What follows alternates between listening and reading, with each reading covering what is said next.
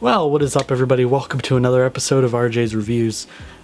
Today's video is a very special one because my channel has just reached 50 subscribers, so I'm going to kind of treat this video as a special because it's not really, even though the event and the occasion itself isn't that special of a thing to really celebrate, but it's pretty monumental for me because I've run this channel for like 5 years, haven't gotten that successful. But clearly, the Game Builder Garage stuff has done me a huge amount of success, so we're going to do more videos about Game Builder Garage. Don't know how many more, but definitely today. And we've got a lot of games to go through, so let's get right into it. And remember, if you like this kind of content, be sure to leave a like and subscribe. I don't know how many more of these Game Builder Garage videos I'm going to do because it is kind of a dying thing, but otherwise, yeah, let's get right into it. Alright, so the first game on our list is a game that is pretty much a recreation of basic nostalgia at this point. It is a recreation of the menu for the Wii, and it's a pretty good recreation within the limits of Game Builder Garage, of course. You know, it's a really good emulation, I'd say. Well, not really emulation because nothing's being emulated here, but honestly, it's got all the cornerstones of the Wii menu, and it's nailed the aesthetic as much as it possibly could. It's still a bit pixely here and there, but that's a limitation of Game Builder Garage at this point, so I am unconcerned there. I believe it is customizable because I do remember seeing the trailer, and you can supposedly mod the textures to change them to make your own kind of Wii channels as they were back in 2006, you know. But more importantly, you do get a bit of a basic platformer game to play around with. If you go into like GBG card menu, which is their recreation of the SD card menu for the Wii, and it's a pretty fun little game. You can have fun for a few seconds, and yeah, I'm gonna have to give that a good 8 to 9 out of 10 because it's like it's not the most interesting, but it's really cool. It is basically nostalgia in a nutshell here. So the next game on our list is a recreation of Beat Saber, a game that I've seen many times but haven't played because honestly I'm not one into rhythm games. Probably the only real rhythm game I've actually kind of messed around with would be Friday Night Funkin', but that was when that was a big meme. But other than that, it's I judging based on the fact that I don't really have much of a metric to judge on. It looks pretty similar to what I've seen of it. I did have a bit of a challenge because I only really use the Pro Controller in all situations because my right Joy-Con is out, and even though I've made many attempts to fix it and I do know what's going on and stuff, yeah, eventually I was able to use this as a right Joy-Con and then use my only working Joy-Con as itself, and it worked out pretty well, but for some reason I ended up missing more with the controls that were more accurate somehow. I don't know what it is, but it's probably just me, because then again, at that time I was actually recording. But it's not that hard. The short little level that they do give you, it's very short, and it's kind of easy to get through because things are flying at you real slowly, unlike some of the stuff I've seen where the blocks are they're just going at Mach 5 towards you and stuff. Not that here, but you know what, pretty fair, pretty simplistic, very good on the motion controls, I must say. Very well produced. Gonna have to give that a good 8 to 9 out of 10 because the requirements are a bit on the needy side, especially for people like me with broken Joy-Cons, but otherwise it's not half bad, really. So the next game on our list is a bit of an interesting one. It's And the person who made this has been featured on this exact series in the past. It is a game that is where it's basically a scavenger hunt for Nintendo themed objects, preferably characters and things from Nintendo games. I believe there are 6 in total, if I remember correctly. Basically, what you have to do is you just try and find them and take a picture of them. And by take a picture, it's more of like you click a thing and do a thing and there. And yeah, pretty simple game. Definitely since the last time I covered their other game, Little Adventure, it's definitely gotten a lot bigger in the world. Like, it's like there's actually like really good like terrain, and it looks pretty good actually. So I'm gonna have to give that a nice 8 to 9 out of 10. Alright, so the next game on our list is a game that I think is still in development, if I remember correctly. I think, because it's like only 2 levels, and I think there are expected to be more. It's a game called Minimal. I'm gonna get right to the point on this one. The art style is just beautiful. It definitely does make the limitations of Game Builder Garage less than obvious.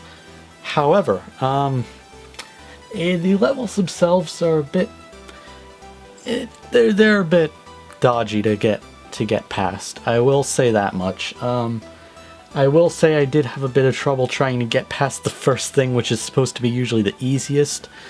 But it's like, because you gotta be at a sweet spot where you're like 1 pixel away from touching the lava at the first thing, and then the other thing.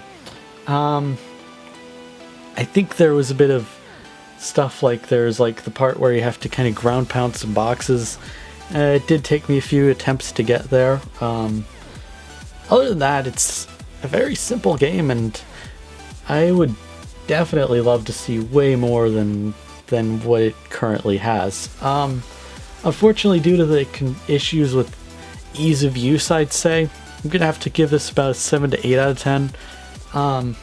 Such a shame though, because it's because if the levels were made a tinge easier, I'd definitely put this as a contender for 10 out of 10. Alright, so the next game is a very simple one, and it is also derived off of another game that exists. Preferably a Game Builder Garage recreation of Paper Mario 3DS from the 2010 E3 world. Basically, it was a demo at that point, and even though it is a demo, and I can understand that, it is very limited. You only really get to do there's only like 2 sections of game you get to play through. Like one where it's just like 2 Goombas, and then you cross a bridge and just try not to hit those other enemy things and grab a crown. Really simple, very abridged, I'd say, compared to the actual E3 2010 demo. I never really played through the E3 2010 demo, nor was I really around to. I presume that demo would have been, I'd say, a tinge longer, but honestly, I am pretty much unconcerned, because Game Builder Garage only lets you do so much, and I could only presume that that there would be more if there were other things involved, like trying to get the combat mechanism to work, which is kind of harder to work with, especially when compared to the last time I looked at a version of a Game Builder Garage game based on Paper Mario. It's very hard, I believe, to get a combat mechanism that has multiple characters you can fight against, especially in a game like Paper Mario, where I believe backward drops change based on the character. But I'm gonna give this a nice 6 out of 10, because I would put it higher, but it's a bit shorter, and and it's kind of only like interesting for like a few seconds and real easy to beat. But you know, it's pretty good on the art style and the controls. I'll say that much. But anyway, on to the next. Alright, so this next game is very interesting. It's a game that I should have reviewed from the get-go. It's been on, I believe, all of the major Game Builder Garage listings for like ages now, and it's pretty good. It comes in like 12 files, so I'm not going to list them all in this video like I normally do for multiple file games. But yeah, there are 12, and if you want to play the game, it's not like it's entirely required to have all 12, I don't think. But if you want to progress past the starting town, you're going to want to have all 12. But it does seem like it has, but because of that, I think it seems to have the makings of an actually good Zelda game. I definitely play way more of that in the future, you know? And you know what? I think for that, it deserves a nice 10 out of 10. Alright, so the next game we have is a game called Little Puzzle Island, where it's an island and there's little puzzles and you get to play around with them. 10 out of 10 for scenery and art style immediately. Very well designed. Puzzles, I really couldn't beat, but you know what? Probably because I was under time limitations and I kind of didn't want to, just to avoid spoiling the secrets in the video, you know? So, yeah. But it's pretty good. It controls well, and you know what? I'm gonna have to give this a nice 10 out of 10. This is solid 10 out of 10 material right there, because it's very nice graphically. Yeah. Alright, so the next game is probably a recreation of like one of the most legendary mobile games to ever have existed that unfortunately no longer really exists anymore, and that is Flappy Bird. Flappy Bird, if anybody remembers, from like 2013, 2014, all the way back. Simple game. You make sure a bird can navigate through some pipes and stuff and get past it. Unfortunately, it was discontinued. This is about as close as you can probably get to it. It controls well, I guess. Your only control is the A button, but the way the physics are set up, especially how Game Builder Garage does physics, you fall faster than you can press the A button, really. So it is kind of hard to get to. My best was 2, and that was on camera, so you know. But other than that, as for scenery, it's not the best on scenery. It's just generic sky, but about the best you can do for Game Builder Garage.